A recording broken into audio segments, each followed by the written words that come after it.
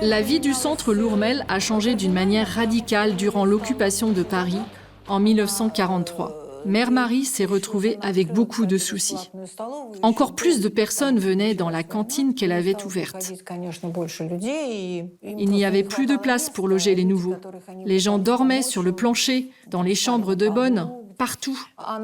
Dès le début, Mère Marie participe au mouvement de la résistance.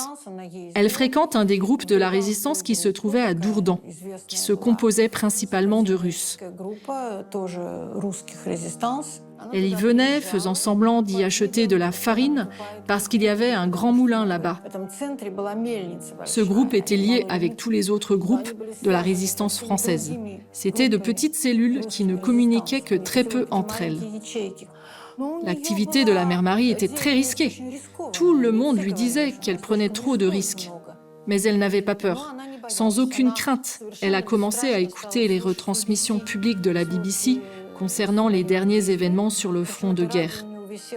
De plus, cette radio était suspendue juste à côté de la fenêtre donnant sur la rue où tous les passants pouvaient l'entendre.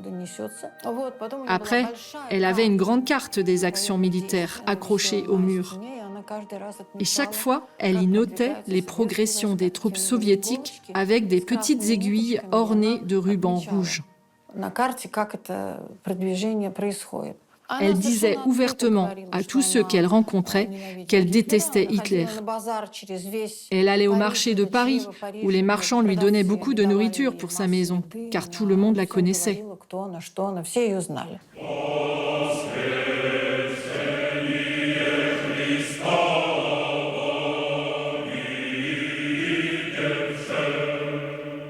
Extrait du livre Le Sacrement du Frère de Mère Marie. La liberté oblige. La liberté appelle à se sacrifier pour ceux qu'on aime. La liberté détermine l'honnêteté et la rigueur envers soi-même, envers sa voix. Nous n'avons pas le droit de nous fixer indéfiniment et avec attendrissement sur le passé. Seule la flamme intérieure authentique compte dans la vie religieuse.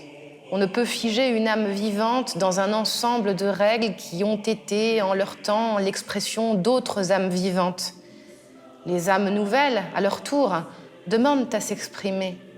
On ne peut prendre l'Église comme une perfection esthétique et se contenter de tomber en pâmoison. La liberté donnée par Dieu nous appelle à l'activité et à la lutte.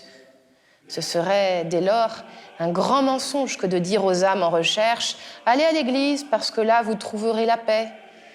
Tout au contraire, il faut dire à ceux qui sont apaisés et dormants « Allez à l'Église parce que là, vous sentirez la véritable angoisse pour vos péchés et pour votre perte, pour les péchés et la perte du monde.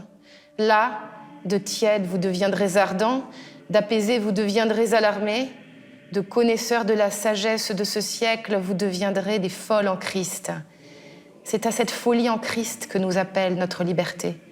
La liberté nous appelle à nous opposer au monde entier, à contrer non seulement les païens, mais aussi de nombreuses personnes qui ne sont chrétiennes que de nom.